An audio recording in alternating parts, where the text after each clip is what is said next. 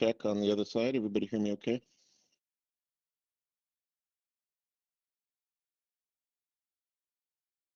Yeah, that's what I like. Okay. Yes, so we're a little bit behind today because I forgot that we didn't have class on Friday. So I'm going to cover file systems and file recovery. Like I'm going to go in the same order, except I'm going to take email forensics and just kind of squish it in with disk image analysis. So I'm going to double up the lectures. So there's a lot of talking that's going to be going on for the next, 3 out of the, all 4 classes really coming up. The RAM gathering we've done, but the RAM analysis case study, that one is more like a walkthrough. So we're just going to do the exercise together, and we're just going to talk about it as we go. Okay. It's just because I want to make sure that people get all the kind of the subtle points in it. But that'll save you from having to do it yourself. So today we're going to get going with file systems and file recovery. Okay. Hope everybody had a good break.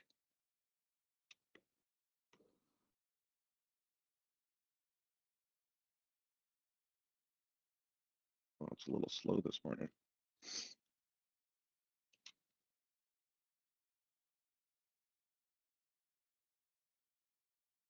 Okay, so I'm going to cover these two today. I may not do boot processes. I'll see how that goes. I think we've got a lot of lecture to do. In terms of exercises, what I'm looking for you to have done today is exercise 9, data recovery and file signatures. There are some helper files which you're going to need down here, so just be aware of that. Go back there when you're asked to use them or install them. I will say all the files that I've included here, they're actually on the forensic workstation.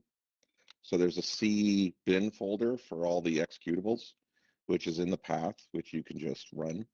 And there's also a folder for like standalone executables like volatility, which is at the root of C as well. So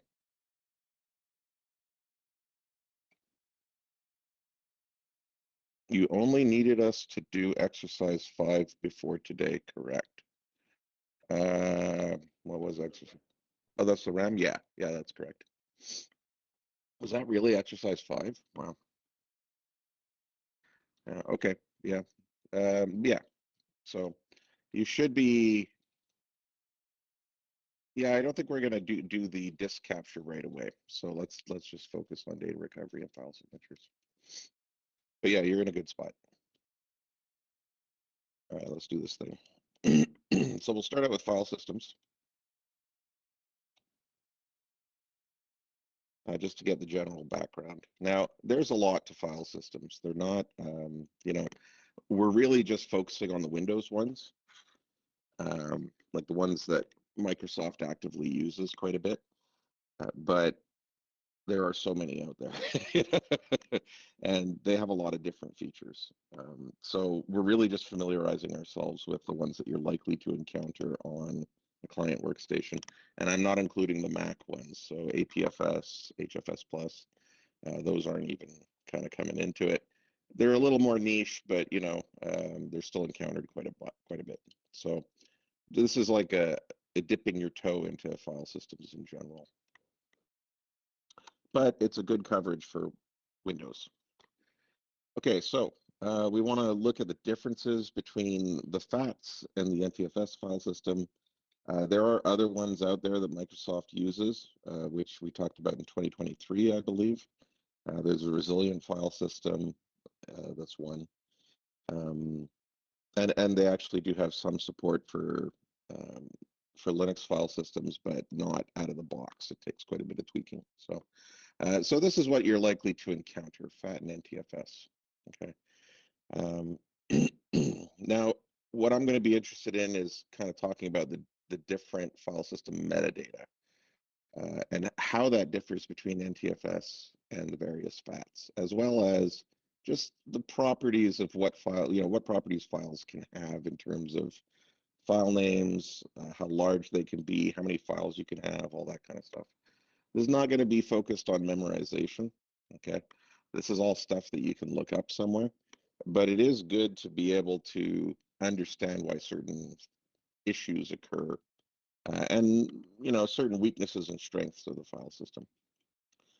So what is a file system? It's just a way of organizing data on your disk, right? So in the good old days, if you go way back before hard disks, you had tape, and everything was stored on tape. Um, Now, the problem with tape is that it's sequential. So if anybody remembers video cassettes, you remember VHS and all that? Okay. So, you'd watch your movie and then you'd have to go and rewind it before you could watch it again, right? And if you want to get to a certain part of the movie, you'd have to fast forward until you got to that part. There's no jumping randomly from place to place, right? That was the way data storage used to be before we had file systems. You just have files stored sequentially in storage, and you'd have to travel to the location to actually get there, usually by dealing with tape by actually moving the head or moving the tape until the head kind of reached the point that you wanted to grab. Now, with hard disks, when those got introduced, people realized that there was a way that you could structure the data so that it was, even though it's just a sequence of bits on the hard disk, you could structure it in a way so that it simulated a hierarchical system, right? And the way that they did this was with a file system, which has folders, and within the folders, you can have more folders or you can have files, right? So you can think of a file system as a tree-like structure where you've got the root of your drive, and that's why they call it the root. And then hanging under that, you've got a series of folders, and hanging under that, you have a series of folders. And the terminus, like the terminal point, is a file, right? So the folders themselves don't do anything other than to organize your data. It's the files that really matter, okay? And so that's really what file systems do these days, except that there's a lot of details around that. So part of that detail is that you've got to have some kind of database or lookup table of some type that actually tells you the physical location on the device of every file on the system, as well as every folder. Okay, even though folders really don't serve any purpose other than to organize, they do have a location, right? So that's all got to be organized and laid out on the disk. And so the disk has to be partitioned and then formatted according to the file system rules. Okay. So it has its own structure. And what you can either make the whole disk your partition, but you can also set up multiple partitions and have multiple file systems within that. Okay. So the partition itself is kind of a container for your file system, whatever it might be. Now, within that, so on your disk, there's got to be a location that actually, and that's at the start of the disk, that describes the layout and the size of the file systems on that disk. Okay, so not just that one file system, you might have multiples, right? A typical Windows file system is going to have a recovery partition. It's going to have your main C drive, and it's got to have a boot partition, which is a fat file system. Okay. Some of those are visible to you and some of them aren't, but they're still there and they're still viewable when you analyze the disk. Okay. So there's got to be a convention or a series of rules for naming data. That is to say, if you go back to the old DOS days and the early days of FAT, you could have an 8 character file name with a 3 character extension. That was it. That was what they gave you because they figured who would need more, right? It's the same problem with IPv4, for example. They just misjudged how big this would all get.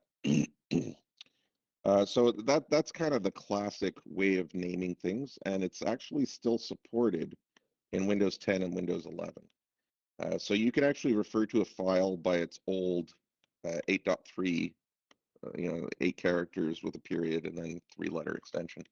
They all have an equivalent name. Whatever you've named it, they've got an 8.3 equivalent, which is supported. Okay.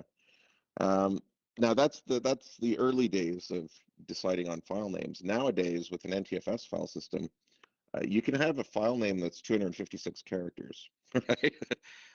And there's a bunch of different, like you could have special characters. Some of them in there are acceptable. Some of them aren't, right? So like, what can you not have? I think maybe a question mark is not allowed, for example, but a dash is fine, an underscore is fine, those kind of things, right? And you could have periods, even though periods also indicate extensions. So the file system has to store information about where the file is stored on the disk, right? So what clusters is it at, as well as how large it is, and any kind of extra information about it. We call that metadata. So that's data about the file. And when we're talking about metadata, what we really typically mean is things like permissions, um, file system attributes, so like hidden system, read only, um, archive, okay, all that kind of stuff. And as well as a couple of other ones, which we'll get into in a little bit. And you also get things like uh, what they call the MAC information, so modified, accessed, and created. Okay, so this is when did you create the file, when did you last use it, when did you last modify it, and that's all information that's useful for us to reconstruct timelines, right? It's not the file itself that stores that information; it's the file system. Okay. So when you're moving files between file systems, what you'll find is that some of the data gets preserved and some of it gets overwritten. Okay, so you might have a file that was created today because you've downloaded it just now, right? But it may have a modification date, which is earlier, right? Which doesn't make a lot of sense unless you realize that it's new to this file system, but it was modified some time ago on another one. Okay, so that's all stuff that you kind of need to understand when you're working with this to understand why you get some of these unusual results, right?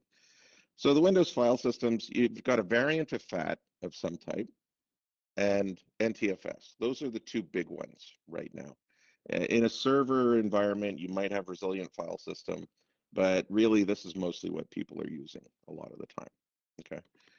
So NTFS these days is predominant as your active file system for day-to-day usage, while FAT is really quite common for mobile devices. And I don't mean phones and laptops, but I mean like gadgets like cameras, USB sticks, things like that. Anything that has storage like that, you're typically going to find that it's using FAT. And anybody know what FAT stands for, by the way? File allocation table. Yeah, yeah, pretty close though. Yeah. So, and that refers to that index file or that database that contains a listing of all the files on the system, right? NTFS uses something very similar, but it has a different name. It's called the master file table. So, if you're looking at a file system and you're seeing a file called FAT, that indicates that it's a FAT file system. And if you see an MFT file, that indicates that it's at the root. That indicates that it's an NTFS file system. Okay. So what do we do with file systems? Well, we use them to access the files themselves, but we also use them to look at the metadata to figure out, what's been going on with this file, right? Especially with things like permissions and dates and times. So there's a whole bunch of older versions of FAT. I'm not really going to spend too much time on those. It is important to understand that they do have different properties, right? So early FAT, that's the age of the floppy disks. That's the age of the 8.3 type of file naming conventions. FAT16, things got a little more robust as disks got bigger and people started using computers more. Windows 95 was a big hit. We could have drives of 2 gigabytes in size, which FAT12 couldn't handle, quite frankly. And so it's usually when you have a new version of FAT, it's because we've exceeded our expectations in terms of usage, right? So FAT32 is really the one that you see out there quite a lot, or exFAT, which isn't really mentioned here. But it's really just an update to FAT32. So FAT32, with this one, you had a maximum of, oh yeah, interesting. Yeah, so this is for disks that are greater than 2 gigabytes in size. But this has a file size limit where you can't have a file that's bigger than 4 gigs. I think it was 4 gigs, if I'm correct. And if you've ever looked at VMware and it's asking you, you say, make a new disk for me. And it's like, do you want to split it into multiple 4 gig files? The whole reason that they're asking that is because of FAT, okay?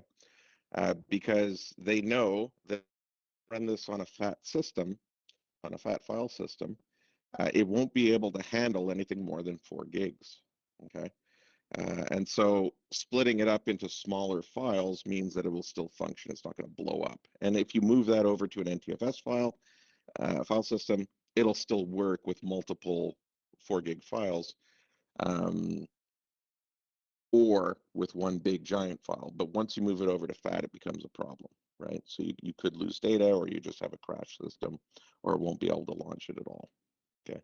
Now, exFAT basically brings FAT up to the age of NTFS in terms of some of the supported features. So the file sizes are larger, number of files is larger, the size of the partition that's supported is larger, okay? But it still doesn't have any of those extra features that NTFS has, which we'll talk about in a second. Okay. So here's a nice little table, actually, that breaks it down. Again, you don't have to memorize this stuff, but it is good to have a general sense. Okay, so I'll just look at FAT32 versus NTFS. The file name can have a length of 255 characters for each of them, right? File extensions, also 255 characters. Not that anybody's likely to do that, but you could do it, okay? Maximum file size, FAT32, 4 gigs, like I mentioned. NTFS, 16 exabytes. They kind of jumped the shark on that one, but I think they just learned their lessons from FAT. Now, really, at FAT32, that's when they came out with NTFS. It was, FAT32 was the main player, and then they were like, we need something more robust. Maximum volume size, 32 gigs / 2 terabytes. That's because you can actually, with some third-party tools, you can actually expand it up to 2 terabytes. NTFS, 256 terabytes. Okay, so there's room for growth here. Files per volume, you can go for, what is that, 4 billion here, and about 4 million in FAT32, right? So when you're talking about data centers and things like that, obviously NTFS is the choice for you. Another issue is there's no file system security on FAT32. There's no such thing as a user in FAT32, okay? So even if you have a user on your system, every user that logs in has the same access to all the files, okay? As opposed to NTFS, where part of the metadata is lists of users and groups and what level of access they have to a file. That's a big difference. And that's something that shows up when you're having to do an analysis, right? So if I was, and this is something that you would actually find if you're investigating, if someone's engaged in some kind of child pornography or something illegal that they're distributing online, right? There's 2 ways to kind of cover things up. One is you could try to be super secure about it, right? And then hope that nobody can crack into your stuff. So that's kind of the security approach. But then what some people do is that they set themselves up with very little security so that they can plausibly deny that it's necessarily them who did this thing. So you could have an open access, like a Wi-Fi access point that anybody can join. You could have a share with no permissions, and you could have a file system that doesn't track users and their access. And then if you have files on there, you could say anybody could have put it there, right? That doesn't always protect you, but that is what some people do. And then they'll just be like, oh, I didn't know. Plausible deniability. So with FAT32, there is no owner of a file. There's no permissions associated. And there's no such thing as encryption. If you remember EFS from 2515, if you took 2515. There's no file system encryption for FAT32, but there is for NTFS, right? There's also no file system compression supported for FAT32, but there is for NTFS. So those are some of the new bells and whistles that are added to NTFS. It's some new attributes, basically. Now, NTFS then adds to the complexity of forensic analysis because there's more stuff that you have to deal with, but it actually can allow you to figure out more as well. Okay, so all this extra metadata, all these attributes and things, you know, sometimes it gets in your way, but oftentimes it can give you more details. If metadata gets corrupted, you could lose files. Example, you know, if that master file table or that file allocation table, that index, if that gets lost, all of a sudden, it's like not having a map, right? You're driving around a city without a map, you don't know where you're going. And so that can make it a lot more work to do data recovery, building timelines, things like that, okay? So when you're having to do data recovery, let's say somebody's deleted a bunch of files, you want to get them back. If you can get those file allocation tables or those master file tables, if you have those, they will help you greatly in reconstructing your data, okay? If you cannot get those back, you can still recover data, but it's very much more hit and miss, okay? It's, you know, it's like putting together a jigsaw puzzle, basically, okay? But everything is the same color.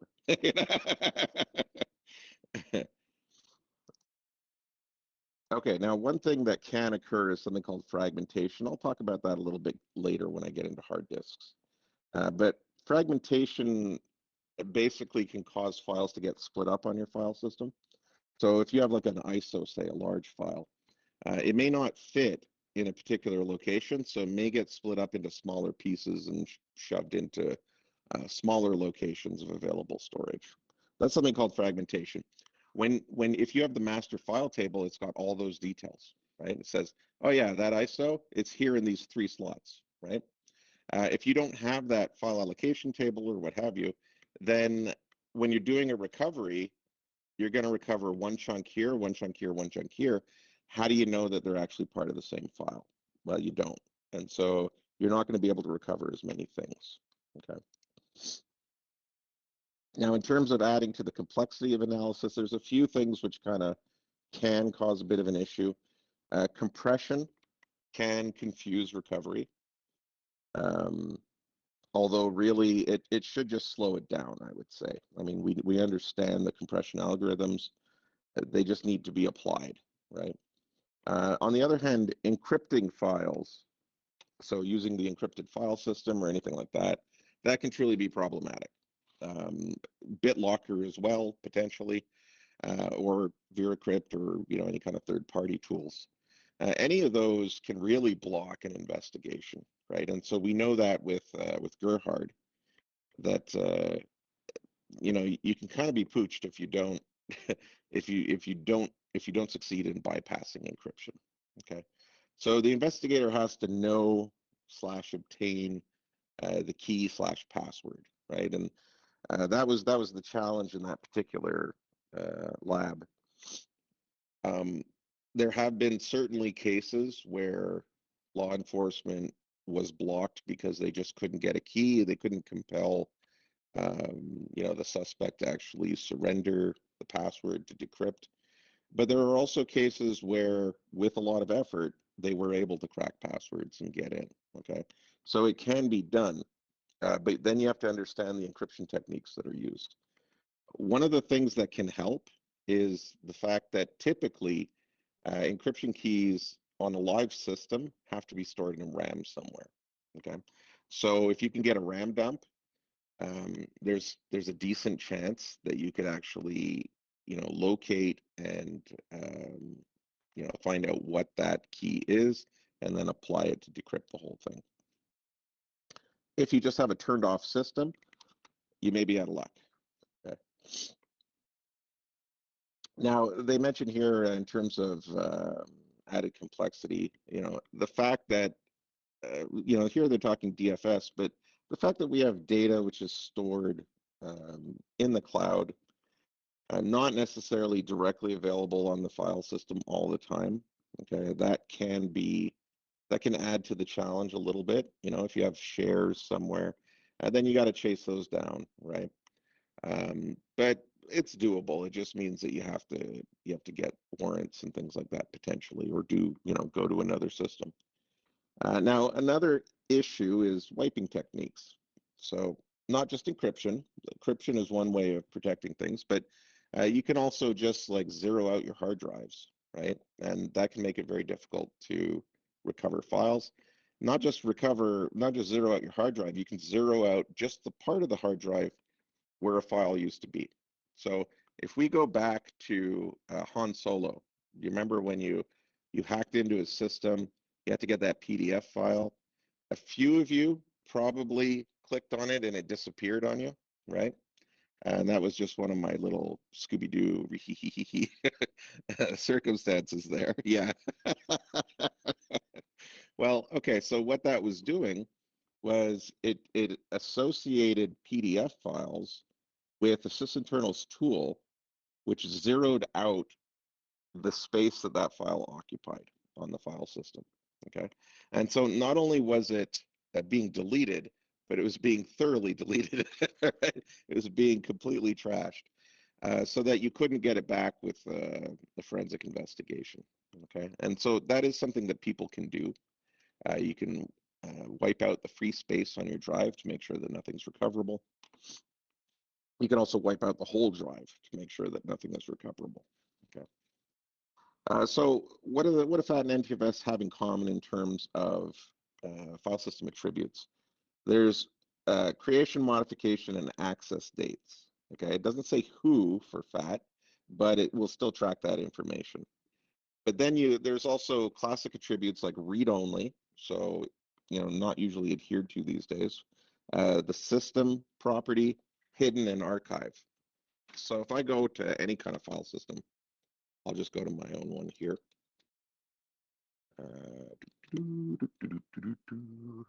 Oops. There we go. Okay. So if I look at just this file, right?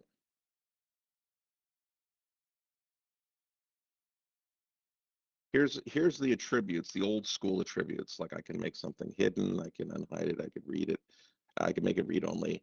Read only doesn't really do much these days. I can also go into advanced file system attributes, and because this is NTFS, I have the option to compress and encrypt, right? The archive bit, that's another attribute which you can turn on. Indexing, that's another thing, it has nothing to do with the file itself. It has to do with the file sitting on the file system, okay? So it's the file system index that's actually tracking these little details. If I move this file somewhere else, these attributes don't necessarily have to follow, okay? But here I've got the MAC information, modified, accessed, and created, right? And you should have the same available to you in a FAT file system. What's different is security, right? This is all new stuff for NTFS.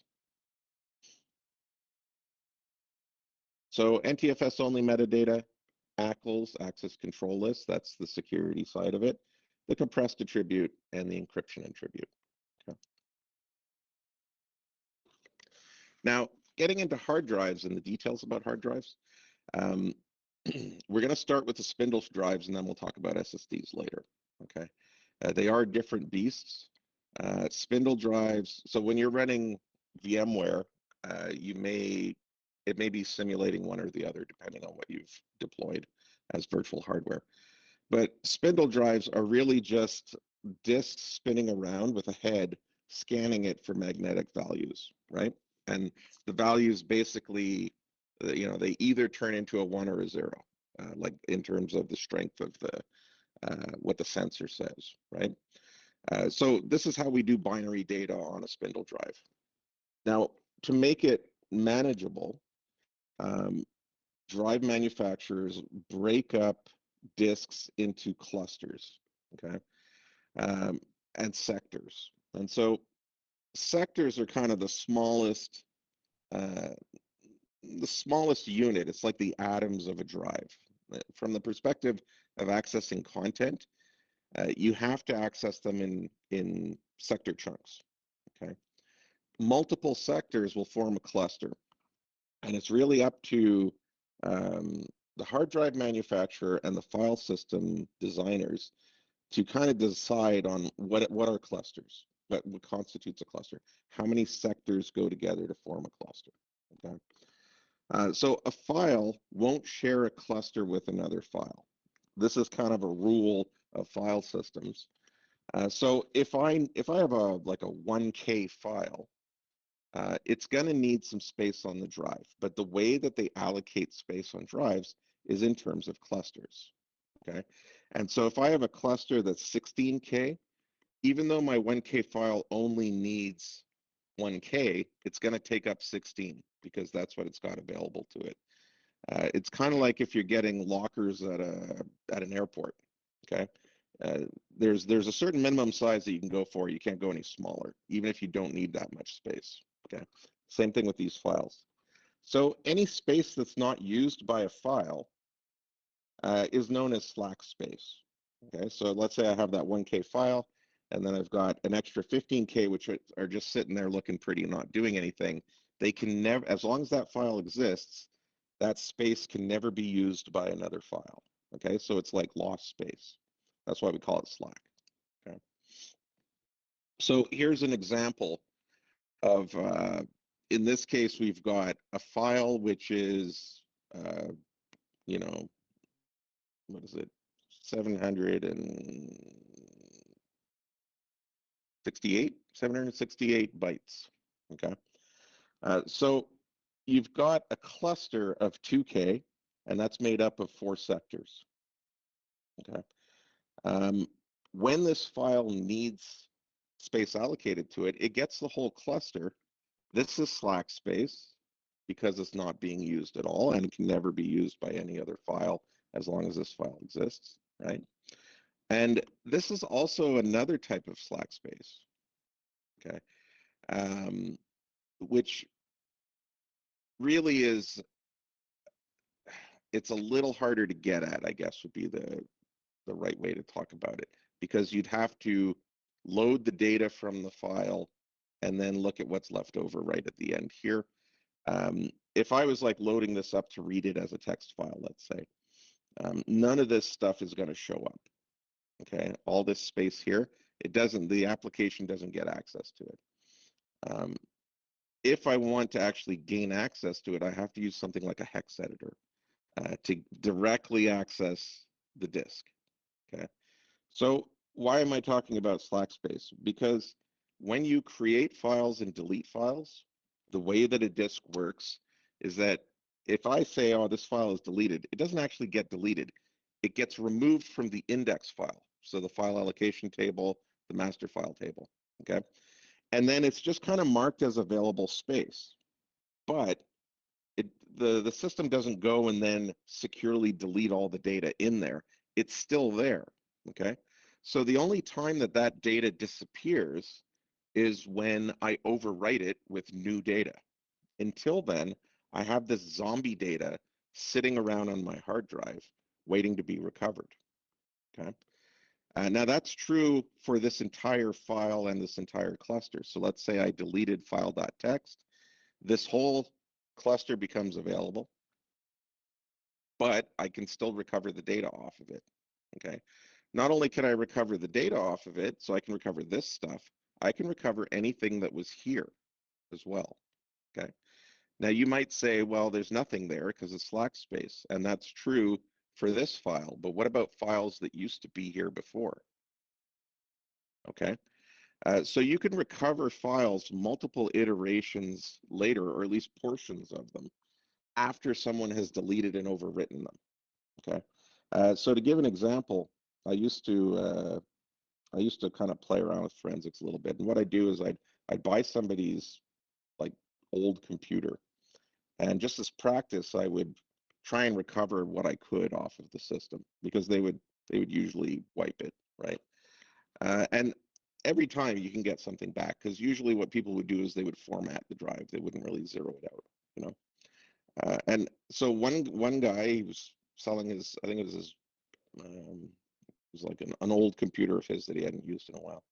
And I did a recovery, and not only did I get his data, but I could see that it used to be his parents' computer.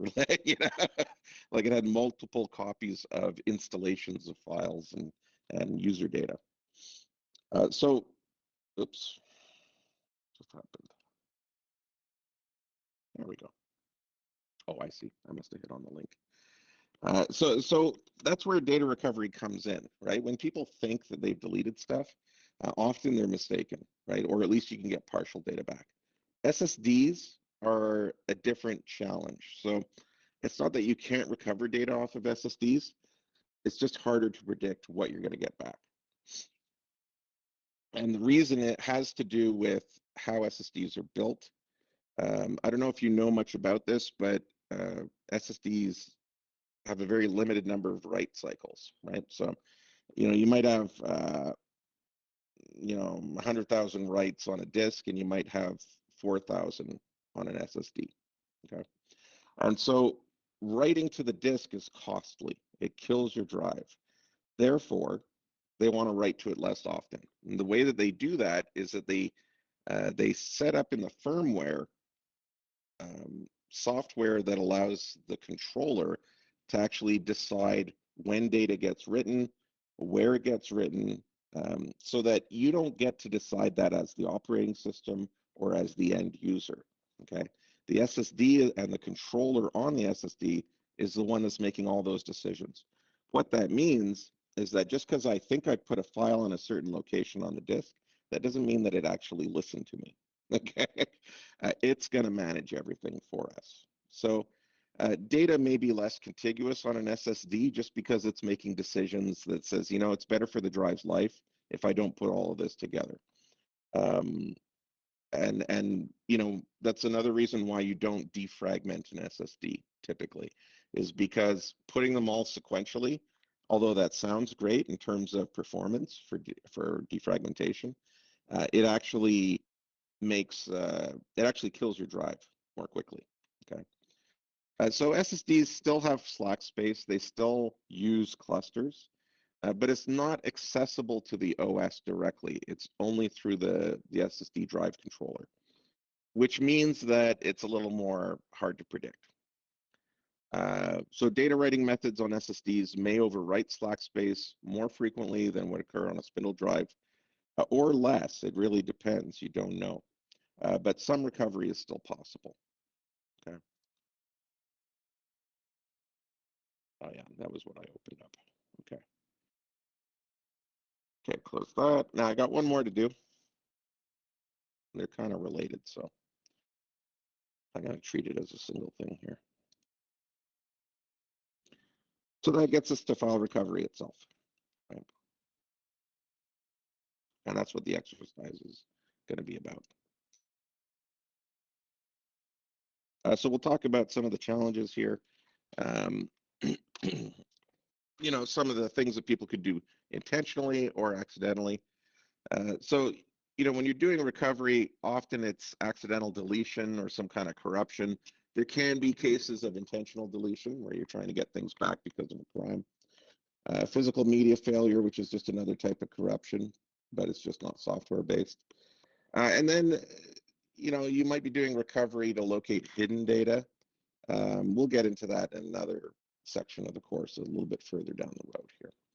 Our main interest right now is accidental and intentional deletion. Okay, so that's what we're going to focus on in the exercise. So we're going to look at some tools for recovery. There's a lot out there, although the mileage may vary in terms of how acceptable it is in a court. Okay, and so that can matter. Now you do need special tools, and it's good to understand, things like file systems, hard drives, stuff like that. Typically, not all the data will get recovered. If you're lucky, you can get it all back. I had one case where I was moving a computer and I dropped it. It happens. But what it did was it jarred the hard drive that the user had, and it was a spindle drive at the time, and so it started making those little noises, tick, tick, tick, tick, tick, right? It was inaccessible. This is an interesting fact. It was inaccessible to Windows. So I could, if I took it, I plugged it into another Windows machine, couldn't access it. I took it and I attached it to a Unix file system, and it was able to access everything. At least all the parts that weren't completely borked, you know. So I got like, I don't know, maybe 95% of his stuff back. But only because I thought, okay, I'm going to try this on a Unix system, because Windows was like, I give up almost right away, you know. Okay, so understanding the limitations of data recovery. We have to understand how hard drives work and why that becomes a problem. So data, we've talked about it being broken up into sectors and clusters, right? Each file is assigned one or more clusters, and those are just for that file. So larger files need more clusters, and there's always a little bit of slack space, typically. Okay. Now, as files are created and deleted on the file system, what's going to happen is you're going to develop this kind of Swiss cheese approach, which maybe I can do with Notepad. Hold on a second. I can simulate it a bit. Just bear with me.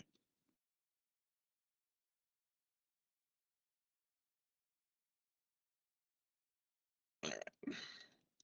So let's just say I have this nice new drive, and I'm just going to go copy that.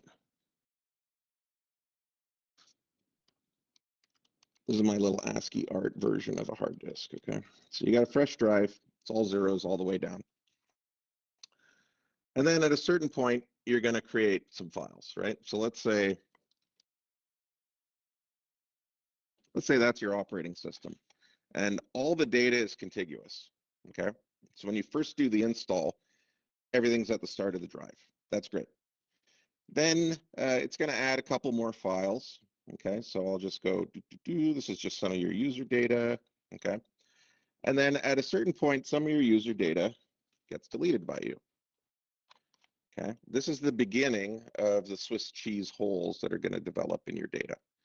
So over time, you're going to accumulate more data, and you're going to delete some of that data. Oops. And things are going to look more pockmarked over time. Okay. And so now I'll just fill this with ones at this point, let's just say. So let's say we've got a bit of a downloading problem, you know, this is, we're addicted to downloading movies or what have you. So I'll just leave it like that. And then as you delete some movies that you didn't really like, you've got these little holes showing up in your data. Now, let's say I download a new movie, and let's say it needs, you know, 3 slots of memory. Well, I don't have 3 slots of memory. So what's going to happen is it's going to go over here, right? That's one option. Once I fill everything up, though, let's say this is all ones around here with little holes.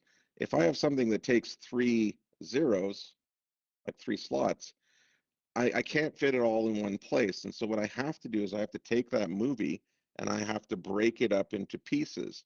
So I'm going to put part of the movie here, and I'll just put an X, and I'll put part of the movie here, and I'll put the last part of the movie here, okay? Well, what I've done is I've fragmented my data, okay? So I've taken that file and I've broken it up, and that means that when I'm trying to access it, I have to jump around a lot more, right? So if you have a spindle drive, basically as it spins, it's reading data. It'll read this stuff just fine consecutively, and then it has to hop around to read this, and then hop around to read this, okay? And the more that things are spread out, the worse that gets, and that's why fragmentation is a problem. Now, you can fix that by defragmenting your drive. That will put everything back into a consecutive row, okay? But on SSDs, they don't recommend that because it kills your drive. So you're kind of stuck with fragmented data, okay? Now, when it comes to file recovery, if everything's contiguous, that's fairly easy to recover data. if everything's pockmarked and there's holes everywhere, and I've got part of the file here and part of the file there and part of the file there, then it becomes a lot harder to reconstruct my data and to recover everything. Okay. So fragmentation is a bit of an issue. There's two types, external and internal fragmentation. I'm not going to really differentiate between them too much, but basically it's a tendency of your data to get broken up into smaller chunks. Okay, this reduces performance. External fragmentation does not present a challenge to data recovery, but internal fragmentation can, or file fragmentation. So what I described with the movies, that's data fragmentation, that can make it much harder to actually recover your files. Okay. So the example I give is think of taking out books in a library where the books are scattered on different floors. That's what fragmentation does. Okay. You got to go all over the place to get things. That's what your spindle drive has to do when it's trying to read data in. It's got to jump to different locations on the disk. And then if you delete data, restoring it is like having to put together a jigsaw puzzle all over again. Okay. SSDs, they're faster, and so fragmentation isn't felt as much. It's still there, but it's not really as noticeable. Okay, so there's this impression that fragmentation is not an issue, but it actually is still there, and it still gets in the way of reconstructing data. Okay. Now, manufacturers actually suggest that you not defragment drives, and I would agree with that because you'll kill your drive rather quickly if you keep doing it, because you're writing to it too many times, right? So that means that fragmentation is kind of an unsolved logical problem on SSDs. It doesn't matter what technology you're using, but with SSDs, because we can't defragment, or we shouldn't, you're going to have some more data recovery issues potentially. Do I want to talk about trim? Trim is just a tool for clearing up space on a drive.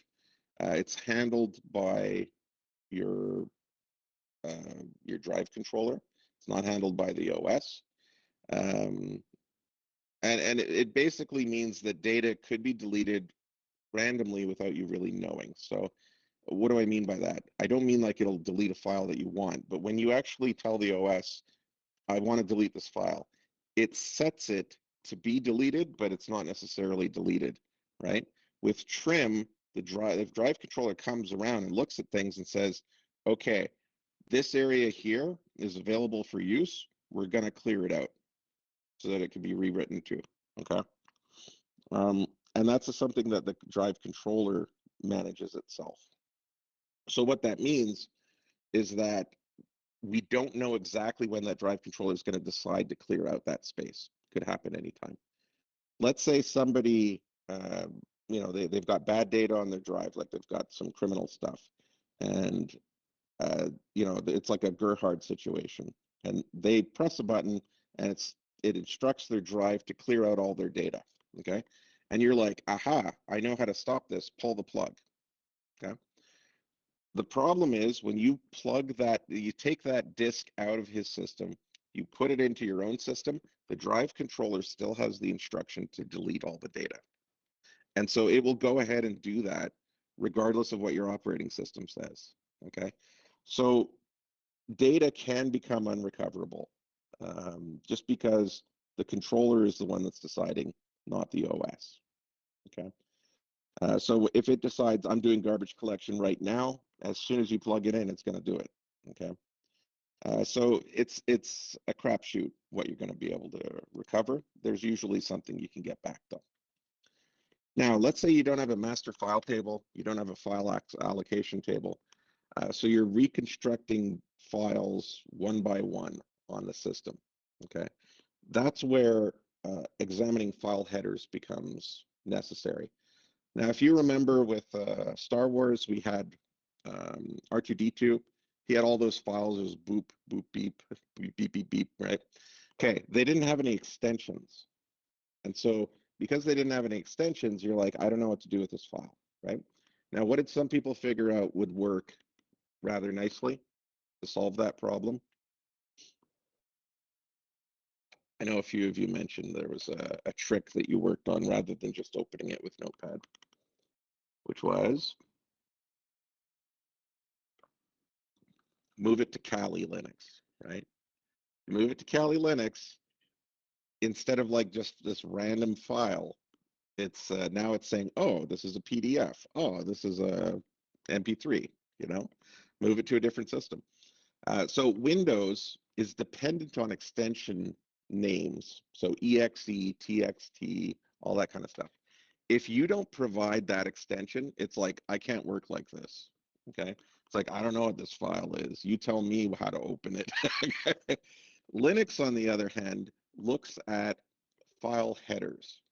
And what's a file header? It's the first few bytes of the file itself, which usually contains information about what type of file it is. Okay. Why has Microsoft never done this? I have no idea. They just didn't see the need. Okay. But Linux actually goes in, examines the first few bytes of the file and says, oh, I know what kind of file this is, which is much more robust. Okay. And so that's why Kali was able to figure it out. So most files have something called a file header. If they don't have that, it's just called binary data. That's usually what they call it. Okay. But if it's a structured file like a PDF or a Word doc or something like that, then you can tell by examining the start of the file. You could either do that with a hex editor. Okay. So that's what they used to do in the old days. But now we have tools that will just tell us. And that's exactly what's happening on Linux. So Linux just has its own built-in libraries, which will examine headers and come up with a file type, okay? And Windows doesn't do that. So in data recovery, file extensions are lost. So let's say I'm recovering a file. I don't know, if I don't have the file allocation table or the master file table, I don't know what the name of the file was. So I don't know if it was .exe or .doc, right, or whatever. But I can still examine those file headers to make a pretty good guess about what type of file it was. So here are some signatures. This is kind of like antivirus signatures in a way, right? You're looking for patterns in the file, except this time they're at the start of the file. That can give you an idea of what type of file this is. So a JPEG has these hex characters at the start of the file, somewhere early on, okay? MP3 has these. It's not a guarantee that you're going to get the right, you're going to make a correct guess. You might be slightly off, okay? But typically, because there are subtypes, etc. So for example, Doc, PowerPoint, and Excel, they all have the same signature, okay? So if I see this, I know it could be one of these three, but I don't know which one necessarily, okay? Now, there are different tools available. We're going to use something called PhotoRec, which is photo recovery. That's actually where it came from. It was a photographer who wrote something in Python, I think, that would actually recover data off of corrupted drives, right? It turned out that he did it so well that this has become a standard tool for data recovery and forensics nowadays, okay? So that's the one that we're going to work with, but there's lots of other ones out there, okay? All the tools take the same basic approach. First, they look for a master file table or a file allocation table. If they get that, they'll use it. If they can't get that, then they go through the clusters on the drive one by one and identify the file types, extract the data. If you've got fragmentation, you'll get partially unrecoverable data potentially. Okay. At that point, if you still need to put things together, you're kind of on your own. You have to figure it out yourself, right? So any kind of junk data that couldn't be identified, you would then have to look through it and try and see if you could piece them together, which typically we don't do. At that point, we just say, yeah, it's not recoverable, okay? Unless it's super important. So I saw one, this is a real thing from radio and television in NATE, okay? They had a server which was running RAID. It was a Mac server, okay? And one of the drives went down. And so the RAID was still functioning. And then one of the instructors went into the server room, took the drives out and swapped them around. So if you think about that, like there was already some data corruption, so there was lost data, which could have been reconstructed. but then everything got moved around and that blew up the entire RAID setup.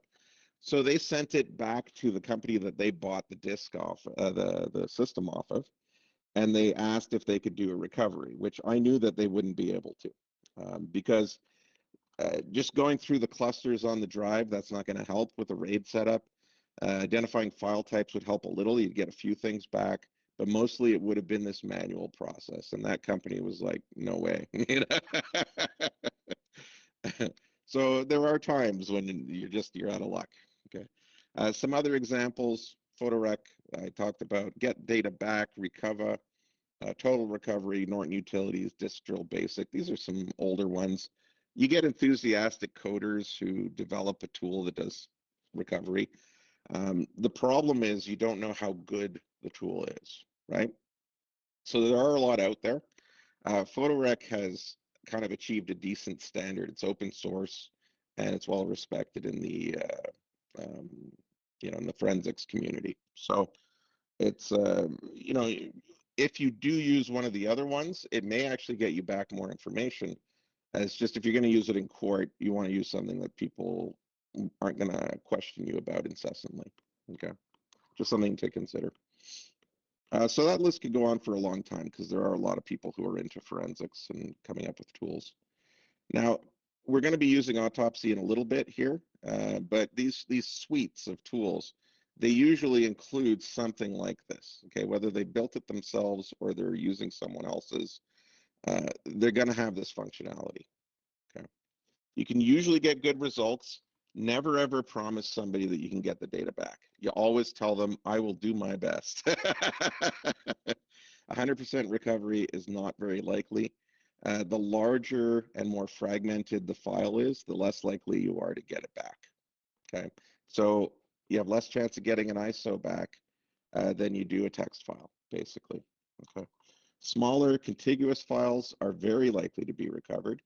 If they don't exceed the cluster size, you're pretty much 100% guaranteed to be able to get it back, short of physical corruption. Okay. And the fragmentation on the drive is a wild card, so it's gonna change the game for you, and you don't know how exactly. Okay. When recovering from a raw binary image, so if you take a copy of a hard disk, turn it into a file, and then start processing that file, original file names may be lost if you don't have the MFT or the FAT table. Okay. If you do have it, then that will help you out a lot. Okay. But when it's not the case, you could still use things like file hashing. So you can go cluster by cluster, and you could do comparisons between hashes of well-known files and reconstruct data that way. Okay. So it's a harder job. It is automated, but it'll take longer. But you can still identify files potentially. Incomplete files may not be fully identifiable. So if you've just got a partial, or you may need to look at it yourself. So you can't rely on the tool. You got to go deeper in and examine it with a hex editor or something. Okay, and I'll skip the summary. Okay, so any questions about, I know that's a lot on hard disks and stuff. Any questions about it though? Anybody ever try to do a recovery of corrupted data?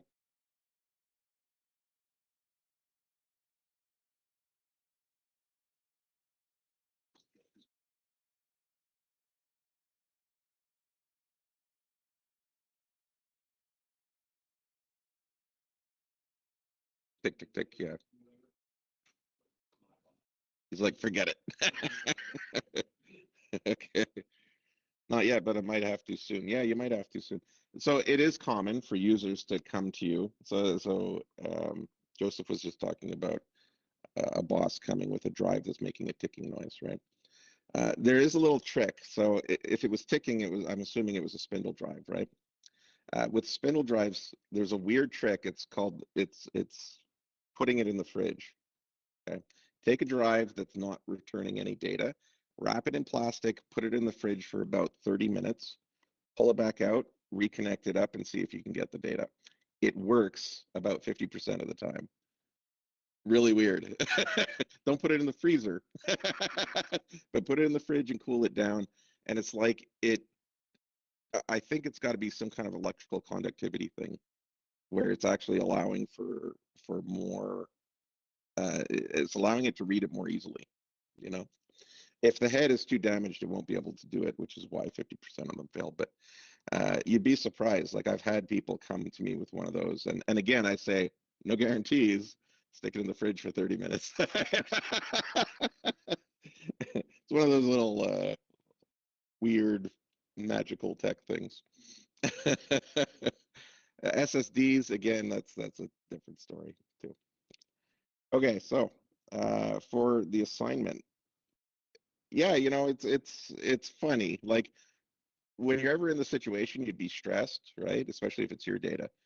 But like every time I tried it, I'm like, there's no way this is gonna work. And then sometimes it does, and I'm like, that's really weird. Okay, so for the exercise, just do the file recovery one, which what did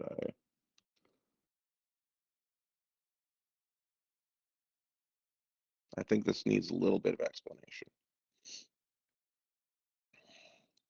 Okay, so what we used to do was I would give everybody a USB stick, okay, which was just a duplicate of a USB stick that I'd had, right?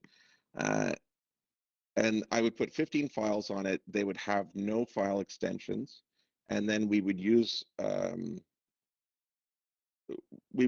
a special tool called File, which is a Linux tool, that would help us identify the files. But what we did was we took the USB stick, we made a backup of the files, and then we deleted them off of the USB stick, and then we imaged the blanked out USB stick.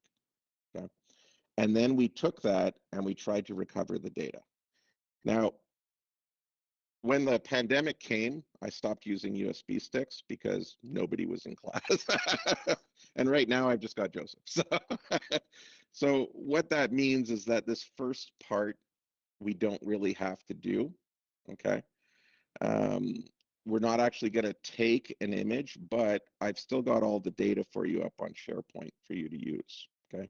So we're not actually doing the USB deletion and grabbing, but the data is up on SharePoint, and then you can just kind of continue on, okay? So if we go over to SharePoint,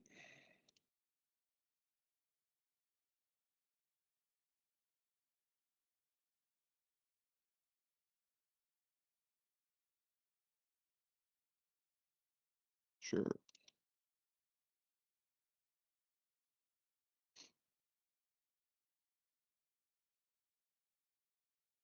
Just flip that around.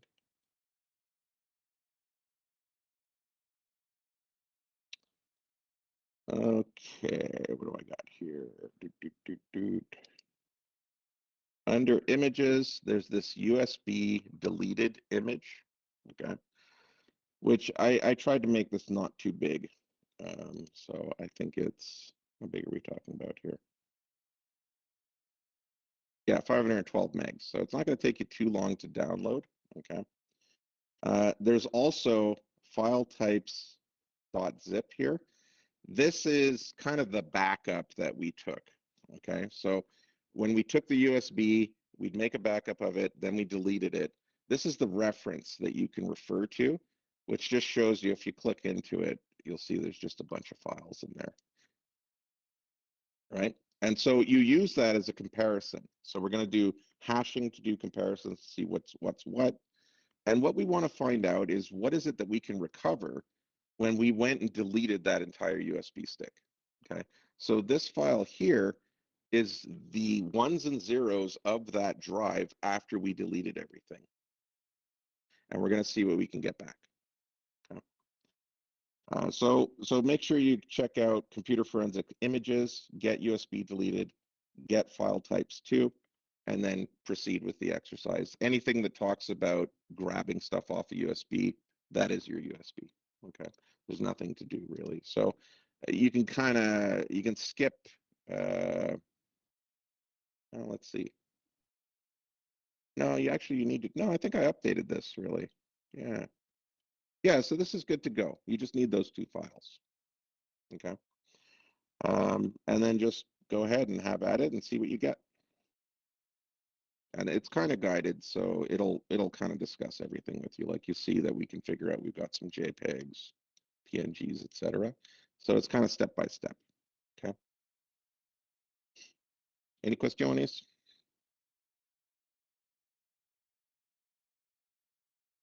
All right. I'll let you go. Welcome back. Now get out of here. So file types 2 is what we run the program against. No, file types 2 is your comparison. Okay. The USB deleted is what you're going to run against. So when you're running PhotoRec, you're going to run it against USB deleted. That's the one that actually has the ones and zeros left after we deleted everything. The other one will just show you, it'll show you what the files originally were. That zip file will just show you, that's what we had, okay? So we can do that comparison and see what we get back. Oh, for step 7. Let me check step 7.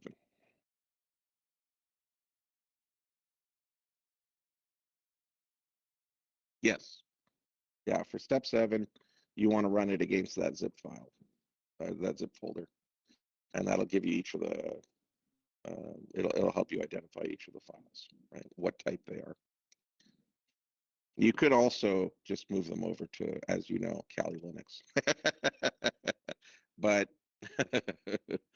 I want you to kind of go through the process a little. So, okay. But do what you like. Okay. I'll let you guys go. Have yourselves a good afternoon.